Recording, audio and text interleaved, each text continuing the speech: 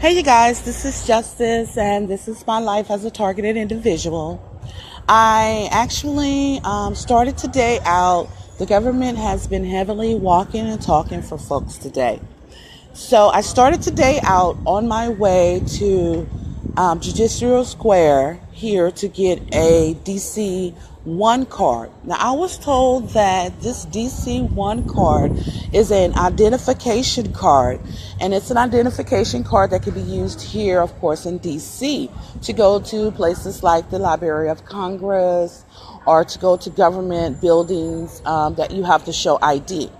Now, I was misled in believing that I would have to show ID. I would have to show the DC 1 card as an identification purpose to get into government buildings, which I haven't had a problem so far. The only place that I've had a problem in going is the Library of Congress, which is an important building, as you guys can only imagine, to me, that I would need to go in to do some research. But being that my ID was stolen in Florida by a guy named Frank Evans, who claims to be a part of the United States Secret Service, told me he was the United States Secret Service, and he stole my backpack. Now, of course, this is one day after visiting the local FBI office in Las Vegas, where I offered them the information and evidence and paperwork to show them all my evidence that I have against these mountain of people who have been targeting and harassing me on a daily basis, along with the electronic harassment.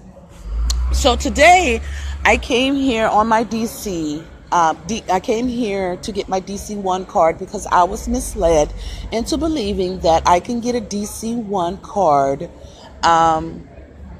without having identification. So I got the letter of residency where I'm actually living at this point to get the DC 1 card. And once I get here, I sign in. Now, I already know that the government has been left and writing me all morning, because this morning to get the residency paperwork, they had a whole drawn out deal about it this morning. And I'm actually going to make a video for that in my movie skits that I do, and I place those on YouTube at No Abuse of Power. I have some other movies out there right now, so this is one of the skits that I'm going to create and put on YouTube for you guys to actually see how it went. Followed along with today's events, that way you can get a full idea along with my live video of how they actually are left and writing me. So I get here to the DC 1 card. They know that I don't have an ID, so I have to sign into the book. Well, when I sign into the book, the name above my name says Helen Boone, and she was here at 9:32. So, knowing that I'm going to have to sign into this book because I don't have ID, that's one way that the government is manipulating and having me have to sign in and see some type of gang stalking symbol or electronic harassment symbol. Now, whether or not this Helen Boone person, if that's really her name, because they could have had another individual that just signed their name that claimed they didn't have an ID, and she signed the name as Helen Boone, or this Helen Boone person is an actual gang stalker and that's targeting me, or Helen Boone has no idea that she was brought here today to be a participant in electronic harassment and organized gang stalking.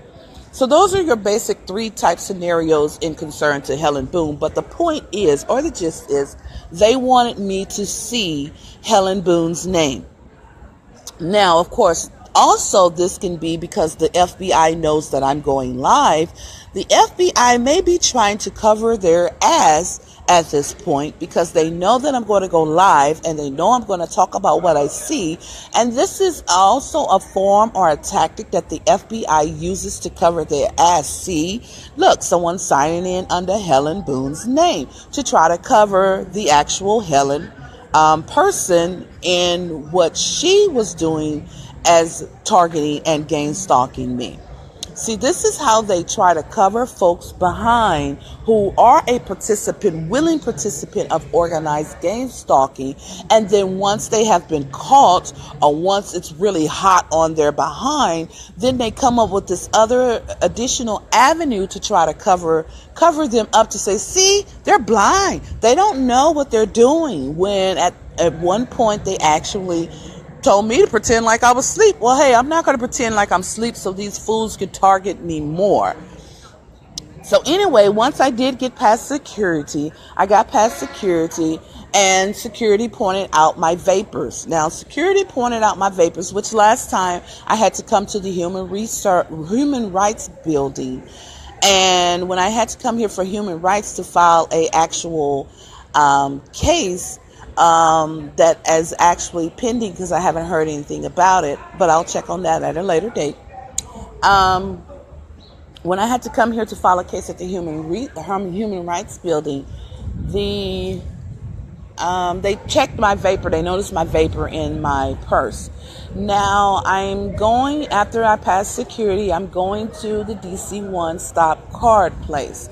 And I did video record, but it seems like when I put my iPad in my purse, the camera shut off. So I'm going to see how much of that footage I actually have of the conversation between the folks that took place while I was inside the building.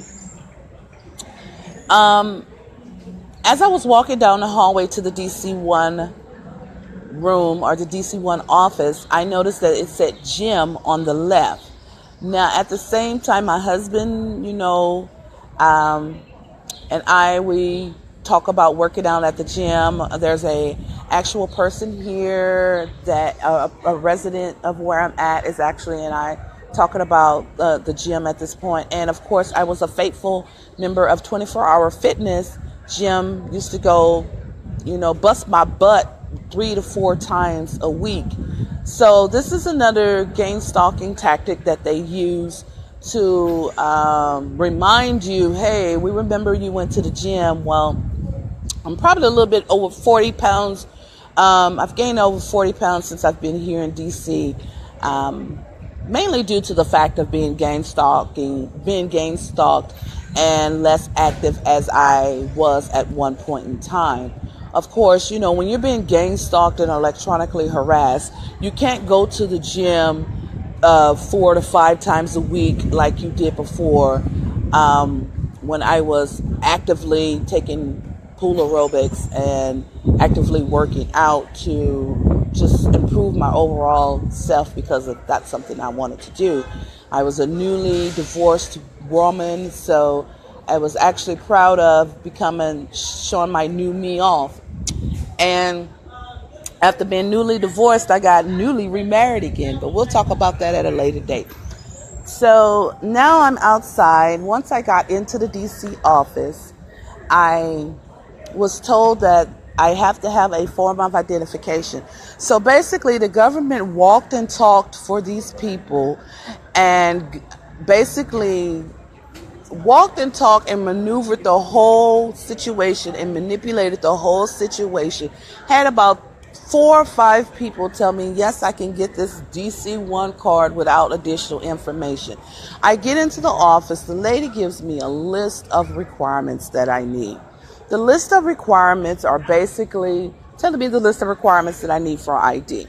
If Las Vegas Police Department, who claims that they are holding my backpack that the Secret Service person stole from me until until the investigation is actually over. Well, how long does the investigation actually take in someone stealing your property? Because to my knowledge, it doesn't take that long to return someone property. Now, I did send emails to the Las Vegas Police Department. So basically at this point, I'm going to have to probably contact the governor's office, contact every city, state official that I can possibly contact to see if I can get my backpack back, because they claim they're not going to return my backpack until the investigation is over. Well, how long does it take for you to, see that I'm being harassed electronically and gang stalked on a daily basis, 24 hours a day, 7 days a week, for the last 2 years that my backpack is stolen, for one? And for two, for the last 5 years, I reported that this is happening. And for three, how long does it take for you to have an internal investigation on one of your police brutality that happened to me that I reported, and four, of the backpack actually being returned to me that was stolen from me, because it doesn't take you that long, and you're not supposed to hold a person's property this long because the investigation doesn't take this long. So you guys, I'm going to head back in, because also today here in DC, there's a code orange, and it's probably another manipulation by the government. So I won't be out recording live videos about the organized gang stalking and the targeting. They issued a code orange alert that the weather is unsafe for people to be outside breathing, but yet there's all these people outside breathing. So I don't think people are really scared of a code orange. So DC, I'm going to actually go back in and get out of this weather, because I'm already being electronically harassed, and I don't need any more health issues from being a targeted individual or a organized gang stalking victim. But this is Justice coming to you live about this morning's event and why I am not actually going to show up at the White House today, which is another manipulation that I posted that they wanted. I said that I was going to go to the White House. You can tell when they start talking for me, because as I'm trying to rush through my words and tell you what it is that I'm trying to say, all that stuttering or back and forth or pausing, that's the government trying to talk for me or push words out my mouth at the same time that I'm talking to you guys. But I publicized that I'm going to go to the White House today. And as you can tell, there's a code alert on. So one, I'm not going to go to the White House because of that. And when those type of manipulation happen, I purposely said that I was going to show up at the White House today to kind of see what's actually going to go on, because when I vocally say I'm going to be at a certain place, I kind of like to see who all falls for that gang stalking, targeted, organized gang stalking trap. And I'm pretty sure the White House is going to be busy today until everybody's informed that, hey, she's not actually going to show up. But anyway, guys, today, this is Justice, fighting for justice, and this is Justice Power.